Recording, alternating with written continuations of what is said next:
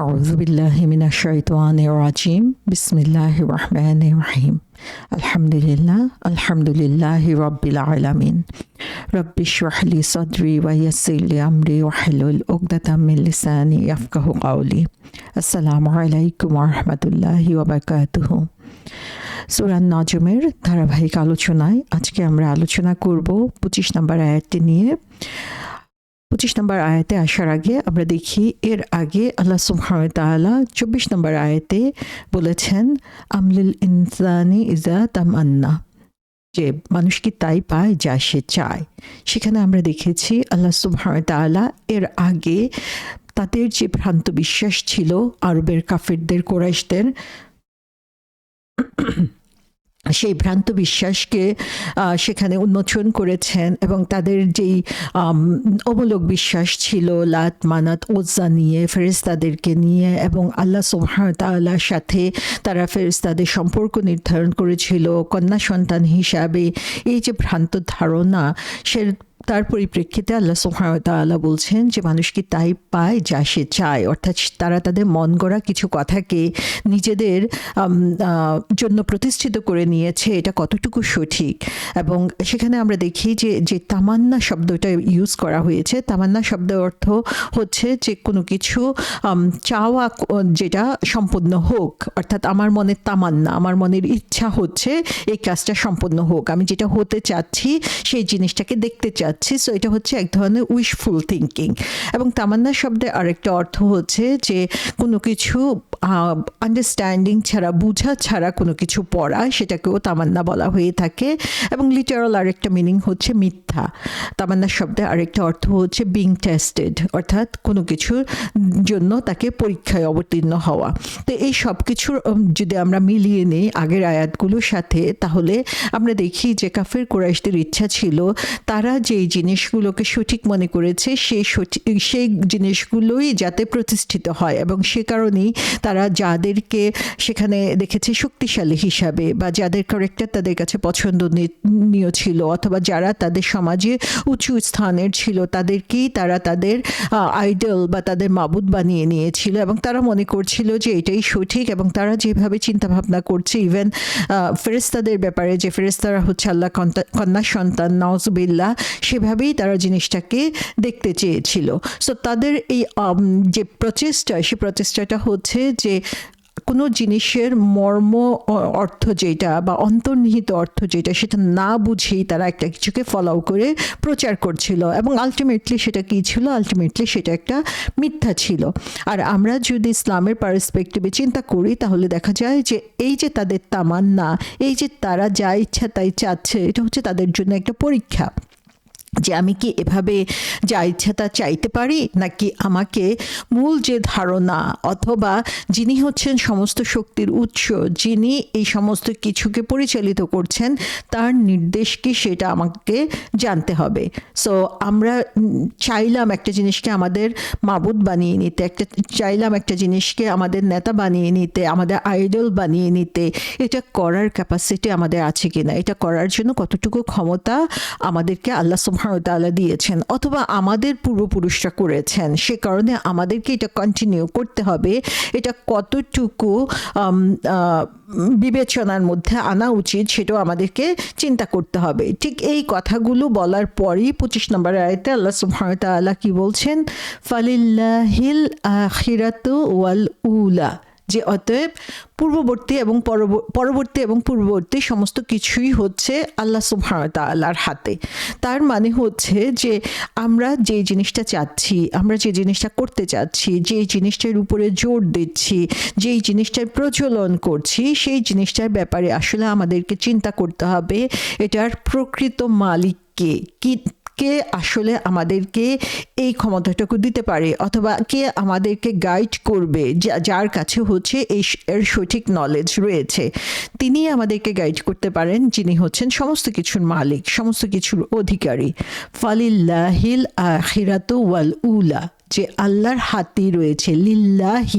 লিল্লাহি শব্দটা দিয়ে আসলে বোঝানো হয়েছে যে এটা একটা ক্ষমতা বা অধিকার এখানে বোঝানো হয়েছে। লিল্লাহি, আল্লাহর জন্য, আল্লাহর জন্যই হচ্ছে আখিরাত, আল্লাহর জন্যই হচ্ছে পূর্ববর্তী সমস্ত কিছু, পরে যা কিছু আছে এবং পূর্বে যা কিছু আছে সমস্ত কিছুই হচ্ছে আল্লাহর অধিকারে রয়েছে।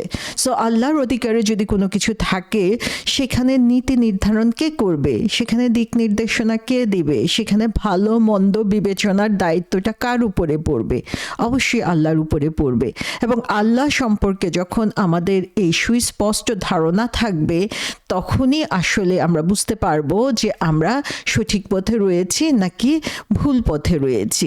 সো আলটিমেটলি এখানে আমরা দেখি যে যে জিনিসটার উপরে গুরুত্ব দেওয়া হচ্ছে সেটা হচ্ছে যে বিলিভিং ইন আল্লাহ।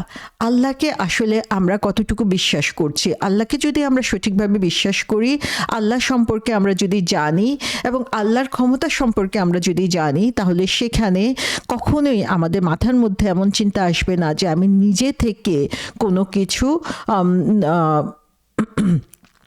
নির্ধারণ করে দিব, অথবা নিজে থেকে আমার মাবুদকে সেটা ঠিক করব, নিজের থেকে আমাকে কে পরিচালিত করবে সেটা আমরা ঠিক করে নিতে পারবো। সেই সুযোগ আমাদেরকে কখনোই দেওয়া হয় নাই। তো আল্লাহ সুবহানাহু ওয়া তাআলার উপরে যখন আমাদের বিশ্বাসটা সেরকম প্রগাঢ় হবে, মজবুত হবে, তখনই আসলে আমাদের ঈমান মজবুত হবে, তখনই আমরা প্রকৃত মুমিনদার হতে পারবো।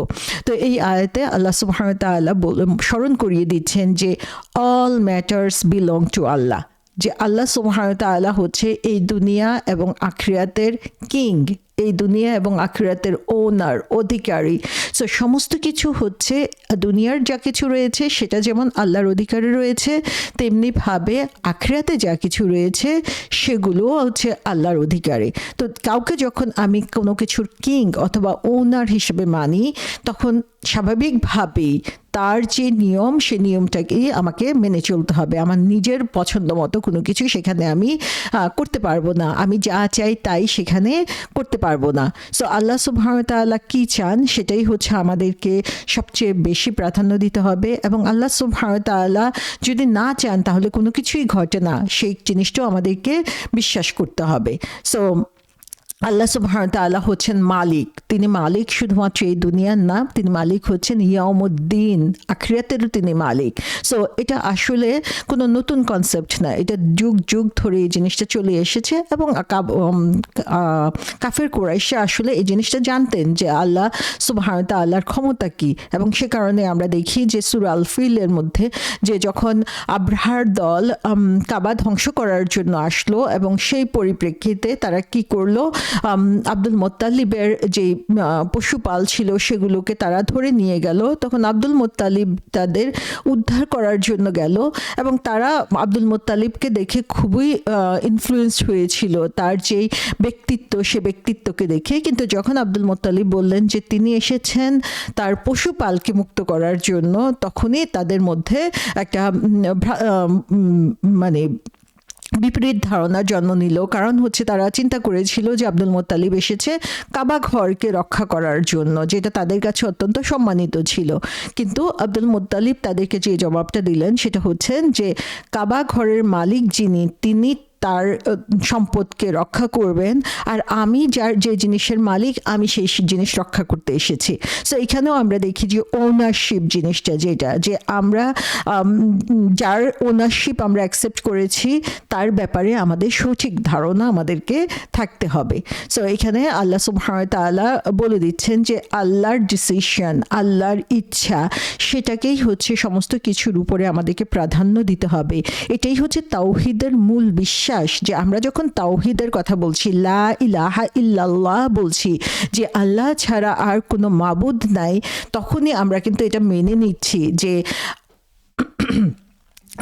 আল্লাহ সুবহানাহু ওয়া তাআলাকে আমাদের জীবনে প্রত্যেকটা ক্ষেত্রে আমরা আমাদের মাবুদ হিসাবে মেনে নিচ্ছি, দুনিয়া এবং আখিরাতের জন্য।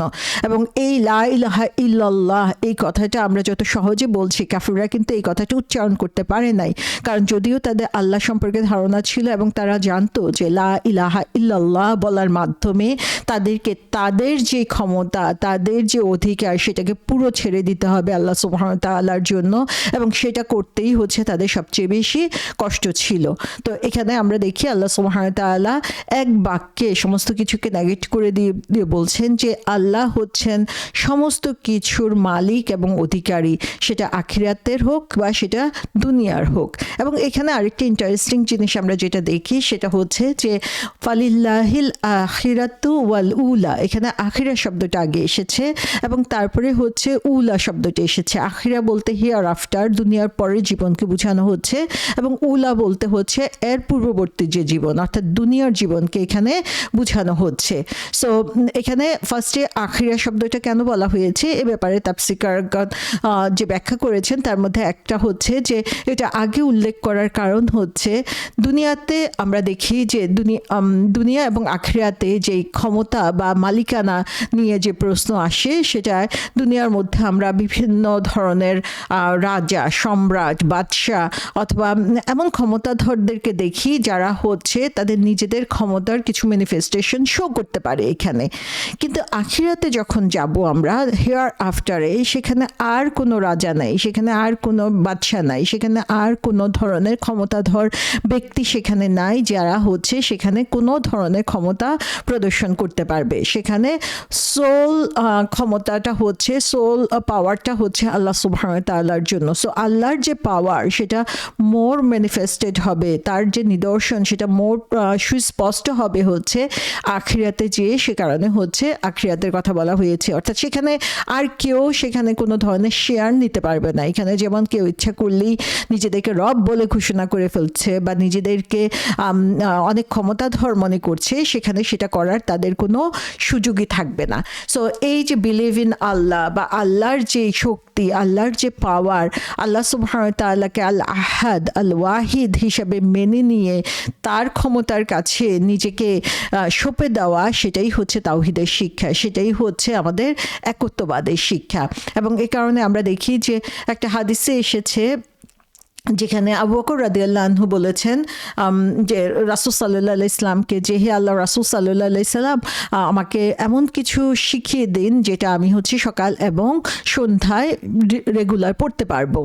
তখন রাসূল সাল্লাল্লাহু আলাইহি সাল্লাম যে দোয়াটা শিখালেন সেই দোয়াটা হচ্ছে হে আল্লাহ, যে দোয়াটা আমরা আসলে অনেকেই হয়তো বা জানি, সেই দোয়াটা সকাল এবং সন্ধ্যায় পড়ার জন্য এটা দাউদ এবং তিরমিজি শরীফে এসেছে, যেখানে বলা হচ্ছে আল্লাহুম্মা ফাতিরাস সামাওয়াতি ওয়াল আরদি আলিমাল গায়বি, যে হে আল্লাহ তুমি হচ্ছো এই আকাশ এবং জমিনের সৃষ্টিকর্তা এবং তুমি হচ্ছে আলিমাল গায়ব, তুমি যা কিছু হিডেন আছে সমস্ত কিছু সম্পর্কে জানো, ওয়া শাহাদাতি এবং যা কিছু প্রকাশ্য আছে সেটাও তুমি জানো, লা ইলাহা ইল্লা আনতা রব্বা কুল্লি শাইইন ওয়া মালিকা, যে তুমি হচ্ছে লা ইলাহা ইল্লা আনতা, যে তুমি ছাড়া আর কোনো মাবুদ নাই এবং তুমি হচ্ছে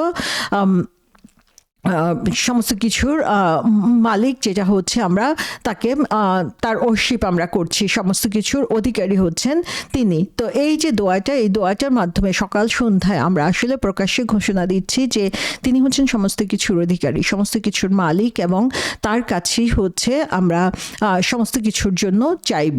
তো এভাবে আল্লাহর সামনে আমাদেরকে হচ্ছে নিজেকে সম্পূর্ণভাবে সঁপে দিতে হবে, এটাই হচ্ছে ইমানের প্রথম এবং প্রধান বৈশিষ্ট্য। এবং এখানে আমরা দেখি যে আমরা যতই চেষ্টা করি না কেন, দুনিয়াতে যত কিছু নিয়ে ব্যস্ত থাকি না কেন, আলটিমেট গোল যেটা বা আলটিমেট ডেস্টিনেশন যেটা, সেটা হচ্ছে আখিরা। এই দুনিয়াতে আমি যতই নিজেকে পথ ভুলিয়ে রাখি, যতই ভুল পথে চলি না কেন, অথবা এই দুনিয়ার মোহমায়ায় নিজে যতই বিভ্রান্ত হয়ে থাকি না কেন, আখিরাতে যেয়ে সেটা কিন্তু হচ্ছে না। সো যত যাই করি আলটিমেটলি আমাকে কি করতে হচ্ছে, আমার সেই প্রভুর সাক্ষাতেই আমাকে যেতে হচ্ছে, যেটা সূরা ইনশিকাকে বলা হয়েছে যে ইয়া আইয়ুহাল ইনসানু ইন্নাকা কাদিহুন ইলা রাব্বিকা কাদহান ফামুলাকি, যে তুমি তোমার পালনকর্তা পর্যন্ত পৌঁছার জন্যই তোমাকে এই কষ্ট স্বীকার করতে হচ্ছে এবং তার সাথেই তোমার সাক্ষাৎ ঘটবে। অর্থাৎ যত যাই আমরা করি না কেন আমাদের আলটিমেট ডেস্টিনেশন হচ্ছে আখিরাত, যেখানে আল্লাহ সুবহানাহু ওয়া তাআলার সামনে আমাকে হাজির হতেই হবে। সো এখানে আমরা যে জিনিসটা আসলে বুঝতে পারছি যে আখিরা হচ্ছে আমাদের চরম ডেস্টিনেশন, যেখানে আমাদেরকে পৌঁছতে হবেই, আমি চাই বা না চাই। সো যখন আখিরাতে আমার ফোকাসটাকে আমি ফোকাসের কেন্দ্রবিন্দু বানাবো, তখন আমার জীবনের চাওয়া পাওয়াগুলোও কিন্তু চেঞ্জ হয়ে যাবে। সো আখিরাতমুখী যখনই হব, তখনই সেটা আমার তামান্না, আমার মনের ইচ্ছাগুলোকে রিডিরেক্ট করবে। সো আমরা আসলে প্রেজেন্টের উপরে, বর্তমানের উপরে এত বেশি ফোকাস করি যে আমরা আমাদের অতীতকে ভুলে যাই, আমরা আমাদের ভবিষ্যৎকে ভুলে যাই। সো আমাদেরকে শিখতে হবে আমাদের ফোকাসটা কোথায় দিতে হবে, কোন জায়গায় আমাদের সবচেয়ে বেশি এনার্জি দিতে হবে, কোন বিষয়টার উপরে আমাদের সবচেয়ে বেশি গুরুত্ব দিতে হবে, সেটা যখন আমরা চিন্তা করব এবং আমাদের ফোকাসটাকে রিডিরেক্ট করতে পারবো, তখন আমাদের মনের তামান্না কি সেটাকেও আমরা আসলে পরিবর্তন করে নিতে পারবো। এবং এ ব্যাপারে আমরা দেখি যে আব্দুল্লাহ ইবনে মাসউদ রাদিয়াল্লাহু আনহুর একটা দোয়া, যিনি সবসময় দোয়া করতেন আল্লাহ সুবহানাহু ওয়া তাআলার কাছে, আল্লাহুম্মা জিদনা ইমানান ওয়া ইয়াকিনান ওয়া ফিকহান, যে হে আল্লাহ, আমার ইমানকে তুমি বাড়িয়ে দাও, আমার ইয়াকিন বা দৃঢ় বিশ্বাসকে তুমি বাড়িয়ে দাও, অ্যান্ড ফিকহনা, আমার আন্ডারস্ট্যান্ডিংকে, বুঝার ক্ষমতাকে তুমি বাড়িয়ে দাও। তো সুবহানাল্লাহ, যে আল্লাহ সুবহানাহু ওয়া তাআলা ইমানের যে মূল ভিত্তি, আল্লাহ সুবহানাহু ওয়া তাআলাকে জানা এবং আল্লাহ সুবহানাহু ওয়া তাআলার ক্ষমতা সম্পর্কে জানা এবং সেই ক্ষমতার উপরে বিশ্বাস রাখা, সেই বিশ্বাসটুকুকে আমাদের সুদৃঢ় করে দিন। যখন আমরা সেটা করতে পারবো, তখন আমাদের দুনিয়ার জীবনের চাওয়া পাওয়াগুলোর মধ্যে অবশ্যই পরিবর্তন আসবে।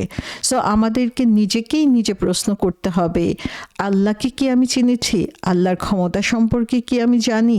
আল্লাহ সুবহানাহু ওয়া তাআলা যে দুনিয়া এবং আখিরাতের মালিক, সেই ব্যাপারে কতটুকু গভীর বিশ্বাস আমার মনের মধ্যে রয়েছে?